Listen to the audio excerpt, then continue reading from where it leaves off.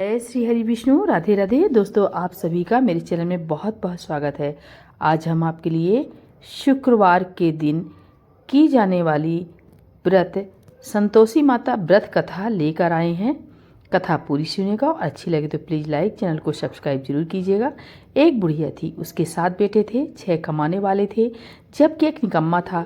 बुढ़िया 6 बेटों की रसोई बनाती, भोजन कराती और उनसे जो कुछ जूठन बचता वह 7वें को दे देती। एक दिन वह पत्नी से बोला, देखो मेरी माँ को मेरी कितना चिंता है, कितना प्रेम करती हैं। वह बोली, क्यों नहीं, सबका जूठा जो तुमको खिलाती हैं। वह बोली, ऐसा नहीं हो सकता, मैं जब तक आंखों से न देख लूं मानूंगा नहीं। बहू हंसकर बोली, देख लो तब मानोगे ना। कुछ दिन बाद त्योहार आया। घर में 7 प्रकार के भोजन और चूरमे के लड्डू बने। वह जानने को सिर दुखने का बहाना कर पतला वस्त्र सिर पर ओढ़कर रसोई में सो गया। वह कपड़े में से सब देखता रहा। 6 भाई भोजन करने आए। उसने देखा माँ ने उनके लिए सुंदर आसन बिछाया, नाना प्रकार की रसोई परोसी और आग्रह करके उन्हें जिमाया। वह देखता रहा। 6 भोजन करके उठे तब माँ ने उनकी झूठी थालियों में से लड्डुओं के टुकड़े उठाकर एक लड्डू बनाया। जूठन साफ कर बुढ़िया माँ ने उसे पुकारा, बेटा 6 भाई भोजन कर गए, अब तू ही बाकी है, उठ तू भी खा ले। वह कहने लगा, माँ मुझे भोजन नहीं करना, मैं अब परदेश जा रहा हूँ। माँ ने कहा, कल जाना है तो आज चला जा। वह बोला, हाँ आज ही जा रहा हूँ। यह कहकर वह घर से निकल गया। चलते समय पत्नी की याद आ गई। वह गौशाला में कंडे उपले थाप रही थी। वहां जाकर बोला, हम जाबे परदेश आवेंगे कुछ काल, तुम रहियो संतोष से धर्म अपनो पाल। पत्नी बोली, जाओ पिया आनंद से हमारो सोच हटाए, राम भरोसे हम रहे ईश्वर तुम्हें सहाय। 2 निशानी आपन देख धरू में धीर, शुद्धिमती हमारी बिसारियो रखियो मन गंभीर। वह बोला, मेरे पास कुछ भी नहीं है, यह अंगूठी है, सो ले लो और अपनी कुछ निशानी मुझे दो। वह बोली, मेरे पास क्या है, यह गोबर भरा हाथ है। यह कहकर उसकी पीठ पर गोबर के हाथ की थाप मार दी। वह चलते चलते दूर देश पहुंच गया। वहां एक साहूकार की दुकान थी। वहां जाकर कहने लगा, भाई मुझे नौकरी पर रख लो। साहूकार को जरूरत थी। वह बोला, रह जा। लड़के ने पूछा, तनख्वाह क्या दोगे? साहूकार ने कहा, काम देखकर दाम मिलेंगे। साहूकार की नौकरी मिली। वह सुबह 7 बजे से 10 बजे तक नौकरी बजाने लगा। कुछ दिनों में दुकान का सारा लेन देन, हिसाब किताब, ग्राहकों को माल बेचना, सारा काम करने लगा। साहूकार के 7-8 नौकर थे। वे सब चक्कर खाने लगे। यह तो बहुत होशियार बन गया। सेठ ने भी काम देखा और 3 महीने में ही उसे आधे मुनाफे का हिस्सेदार बना लिया। वह कुछ वर्ष में ही नामी सेठ बन गया और मालिक सारा कारोबार उस पर छोड़कर चला गया। इधर उसकी पत्नी को सास ससुर दुख देने लगे। सारी गृहस्थी का काम करा के उसे लकड़ी लेने जंगल में भेजते। इस बीच घर के आटे से जो भूसी निकलती उसकी रोटी बनाकर रख दी जाती और फूटे नारियल की नरेली में पानी। एक दिन वह लकड़ी लेने जा रही थी। रास्ते में बहुत सी स्त्रियां संतोषी माता का व्रत करती दिखाई दी। वह वहां खड़ी होकर कथा सुनने लगी और पूछा, बहनों तुम किस देवता का व्रत करती हो और उसके करने से क्या फल मिलता है? यदि तुम इस व्रत का विधान मुझे समझाकर कहोगे तो मैं तुम्हारा बड़ा एहसान मानूंगी। तब उनमें से एक स्त्री बोली, सुनो, यह संतोषी माता का व्रत है। इसके करने से निर्धनता दरिद्रता का नाश होता है और जो कुछ मन में कामना हो सब संतोषी माता की कृपा से पूरी होता है। तब उसने उससे व्रत की विधि पूछी। वह भक्तन बोली, 1.25 आने का गुड़ चना लेना, इच्छा हो तो 5.25 आने का लेना या 1.25 रुपये का भी सहूलियत के अनुसार लाना। बिना परेशानी और श्रद्धा व प्रेम से जितना भी बन पड़े सवाया लेना। प्रत्येक शुक्रवार को निराहार रहकर कथा सुनना। इसके बीच क्रम टूटे नहीं, लगातार नियम पालन करना। सुनने वाला कोई ना मिले तो घी का दीपक जलाकर उसके आगे या जल के पात्र को सामने रखकर कथा कहना। जब कार्य सिद्ध हो जाए, जब तक कार्य सिद्ध ना हो नियम का पालन करना और कार्य सिद्ध हो जाने पर व्रत का उद्यापन करना। किसी के ग्रह खोटे भी हो तो भी माता वर्ष भर में कार्य सिद्ध करती हैं और 3 मास में माता फल को पूरा करती हैं। फल सिद्ध होने पर उद्यापन करना चाहिए, बीच में नहीं। उद्यापन में 2.5 सेर आटे का खाजा तथा इसी परिणाम से खीर तथा चने का साग बनाना। 8 लड़कों को भोजन कराना। जहाँ तक मिले देवर जेठ भाई बंधु के हों, अगर ना मिले तो रिश्तेदारों और पास पड़ोसियों को बुलाना, उन्हें भोजन करा यथाशक्ति दक्षिणा देना, माता का नियम पूरा करना। उस दिन घर में खटाई न खाना, यह सुन बुढ़िया के लड़के की बहू चल दी।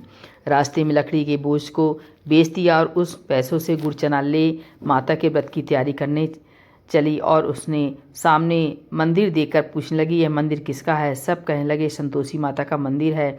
यह सुनकर माता के मंदिर में जाकर चरणों में लौटने लगी, दीन हो विनती करने लगी, माँ मैं निपटक ज्ञानी हूँ, व्रत के कुछ भी नियम नहीं जानती, मैं दुखी हूँ, हे माता जगत जननी मेरा दुख दूर कर, मैं तेरी शरण में हूँ। माता को दया आई। एक शुक्रवार बीता कि दूसरे को उसका पति का पत्र आया और तीसरे शुक्रवार को उसका भेजा हुआ पैसा पहुंचा। यह देख जेठ जिठानी मुंह सिकोड़ने लगे, लड़के ताने देने लगे। काकी के पास पत्र आने लगा, रुपया आने लगा, अब तो काकी की खातिर बढ़ेगी। बेचारी सरलतस कहती, भैया कागज आवे रुपया आवे, हम सबके लिए अच्छा है। ऐसा कहकर आंखों में आंसू भरकर संतोषी माता के मंदिर में मातेश्वरी के चरणों में गिरकर रोने लगी। मुझे पैसे से क्या काम है माँ, मैंने तुमसे पैसा कम मांगा है, मुझे तो अपने सुहाग से काम है, मैं तो अपने स्वामी के दर्शन मांगती हूँ। तब माता ने प्रसन्न होकर कहा, जा बेटी तेरा सुहाग अवश्य आएगा। यह सुनकर खुशी से बावली होकर घर में जा काम करने लगी। अब संतोषी माँ ने विचार करने लगी, इस भोली पुत्री को मैंने कह तो दिया है कि तेरा पति आएगा, लेकिन कैसे? इसे तो स्वप्न में मैं भी याद नहीं करता, उसे याद दिलाने को मुझे ही जाना पड़ेगा। इस तरह माताजी उस बुढ़िया के बेटे के पास जा स्वप्न में प्रकट हो कहने लगी, साहूकार के बेटे सो रहा है या जागता है? वह कहने लगा, माता सोता भी नहीं जागता भी नहीं, कहो क्या आज्ञा है? माँ कहने लगी, तेरे घर बार कुछ है कि नहीं? वह बोला, मेरे पास सब कुछ है, माँ बाप है, बहू है, क्या कमी है? माँ बोली, भोले पुत्र तेरी बहू घोर कष्ट उठा रही है, तेरे माँ बाप उसे परेशानी दे रहे हैं, वह तेरे लिए तरस रही है, तू उसकी सुध ले। वह बोला, हाँ माता जी यह तो मालूम है, परंतु जाऊं तो कैसे? परदेश की बात है, लेन देन का कोई हिसाब नहीं, कोई जानने का रास्ता नहीं आता, कैसे चला जाऊं? माँ कहने लगी, मेरी बात मान, सवेरे नहा धोकर संतोषी माता का नाम ले, घी का दीपक जला, दंडवत कर दुकान पर जा बैठा, देखते देखते सारा लेन देन चुक जाएगा, जमा का माल बिक जाएगा, सांझ होते होते धन का भारी ढेर लग जाएगा। अब बूढ़े की बात मानकर वह नहा धोकर संतोषी माता को दंडवत, घी का दीपक जला, दुकान पर जा बैठा। थोड़ी देर में देने वाले रुपए लाने लगे, लेने वाले हिसाब लेने लगे, कोठे में भरे सामान के खरीदार नगद दाम दे सौदा करने लगे। शाम तक धन का भारी ढेर लग गया। मन में माता का नाम ले, चमत्कार देख प्रसन्न हो, घर ले जाने के वास्ते गहना कपड़ा सामान खरीदने लगा। यहाँ काम से निपट तुरंत घर को रवाना हुआ। उधर उसकी पत्नी जंगल में लकड़ी लेने जाती है। लौटते वक्त माता जी के मंदिर में विश्राम करती, वह तो उसके प्रतिदिन रुकने का जो स्थान ठहरा। धूल उड़ती देखकर वह माता से पूछती है, हे माता यह धूल कैसे उड़ रही है? माता कहती है, हे पुत्री तेरा पति आ रहा है, अब तू ऐसा कर, लकड़ियों के 3 बोझ बना ले, एक नदी के किनारे रख और दूसरा मेरे मंदिर पर व तीसरा अपने सिर पर। तेरे पति को लकड़ियों का गट्ठर देख मोह पैदा होगा, वह यहाँ रुकेगा, नाश्ता पानी खाकर माँ से मिलने जाएगा।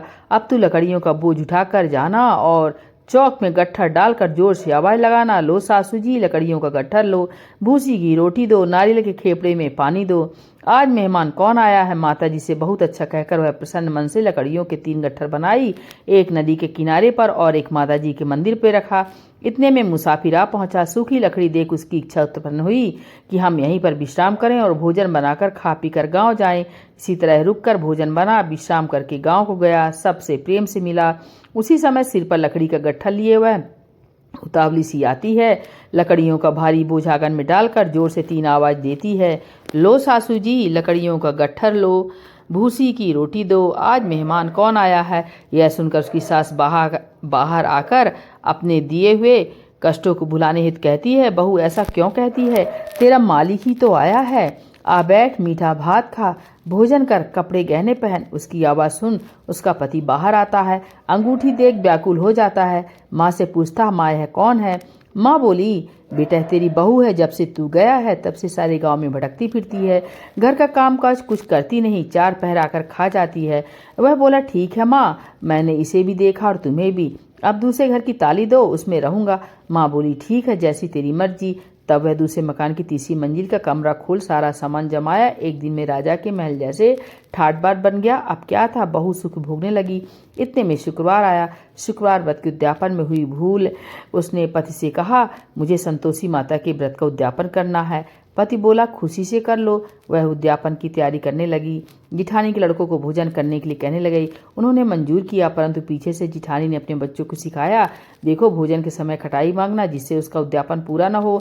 लड़के जीमने आए, खीर खाना पेट भर खाया, परंतु बाद में खाते ही कहने लगे, हमें खटाई दो, खीर खाना हमको नहीं भाता, देखकर अरुच होती है। वह कहने लगी, भाई खटाई किसी को नहीं दी जाएगी, यह तो संतोषी माता का प्रसाद है। लड़के उठ खड़े हुए, बोले पैसा लाओ। भोली बहू कुछ जानती नहीं थी, उन्हें पैसे दे दिए। लड़के उसी समय हटकर किमली खटाई ले खाने लगे। यह देखकर बहू पर माताजी ने कोप किया। राजा के दूत उसके पति को पकड़ कर ले गए। जेठ जिठानी मन माने वचन कहने लगे, लूट लूट कर धन इकट्ठा कर लाया है, अब सब मालूम पड़ जाएगा, जब जेल की मार खाएगा। बहू से सहन नहीं हुआ, रोती हुई माताजी के मंदिर गई। कहने लगी, हे माता, तुमने क्या किया? हंसा कर अब भक्तों को रुलाने लगी। माता बोली, बेटी तूने उद्यापन करके मेरा व्रत भंग किया है। वह कहने लगी, माता मैंने कुछ अपराध किया है? मैंने तो भूल से लड़कों को पैसे दे दिए थे, मुझे क्षमा करो, मैं फिर तुम्हारा उद्यापन करूंगी। माँ बोली, अब भूल मत करना। वह कहती है, अब भूल नहीं होगी, अब बतलाओ वे कैसे आवेंगे? माँ बोली, जा तेरी पुत्री पति तुझे रास्ते में आता मिलेगा। वह निकली, राह में पति आता मिला। वह पूछी, कहाँ गए थे? वह कहने लगा, इतना धन जो कमाया है उसका टैक्स राजा ने मांगा था, वह भरने गया था। वह प्रसन्न हो बोली, भला हुआ, अब घर को चलो। कुछ दिन बाद फिर शुक्रवार आया। फिर वह बोली, मुझे फिर माता को उद्यापन करना है। पत्नी ने कहा, करो। बहू फिर जेठ के लड़कों को भोजन कहने गई। जेठानी एक दो बातें सुनाई और सब लड़कों को सिखाने लगी। तुम सब लोग पहले ही खटाई मांगना। लड़के भोजन से पहले कहने लगे, हमें खीर नहीं खानी, हमारा जी बिगड़ता है, कुछ खटाई खाने को दो। वह बोली, खटाई किसी को नहीं मिलेगी, आना हो तो आओ। वह ब्राह्मण के लड़के लाकर भोजन कराने लगी। यथाशक्ति दक्षिणा की जगह एक एक फल उन्हें दिया। संतोषी माता प्रसन्न हुई। माता की कृपा होते ही 9वें मास में उसके पुत्र चंद्रमा के समान सुंदर पुत्र प्राप्त हुआ। पुत्र को पाकर प्रतिदिन माता जी के मंदिर को जाने लगी। माँ ने सोचा, यह रोज आती है, आज क्यों न इसके घर चलूं। यह विचार कर माता ने भयानक रूप बनाया। गुड़ चने से सना मुख, ऊपर से सूंड के समान ओंठ, उस पर मक्खियां भिन भिन कर रही थी। देहरी पर पैर रखते उसकी सास चिल्लाई, देखो रे, कोई चुड़ैल डाकिन चली आ रही है, लड़के इसे भगाओ नहीं तो किसी को खा जाएगी। लड़के भगाने लगे, चिल्लाकर खिड़की बंद करने लगे। बहू रोशनदान से सब देख रही थी। प्रसन्नता से पगली बन चिल्लाने लगी, आज मेरी माता जी मेरे घर आई हैं। वह बच्चे को दूध पीने से हटाती है। इतने में सास का क्रोध फट पड़ा। वह बोली, क्या उतावली हुई है, बच्चे को पटक दिया। इतने में माँ के प्रताप से लड़के ही लड़के नजर आने लगे। वह बोली, माँ मैं जिसका व्रत करती हूँ यह संतोषी माता है। सबने माता जी के चरण पकड़ लिए और विनती कर कहने लगे, हे माता, हम मूर्ख हैं, अज्ञानी हैं, तुम्हारे व्रत की विधि हम नहीं जानते। व्रत भंग कर हमने बड़ा अपराध किया है। जग माता, आप हमारा अपराध क्षमा करो। इस प्रकार माता प्रसन्न हुई। बहू को प्रसन्न हो जैसा फल दिया वैसा माता सबको दे, जो पढ़े उसका मनोरथ पूर्ण करें। बोले संतोषी माता की जय।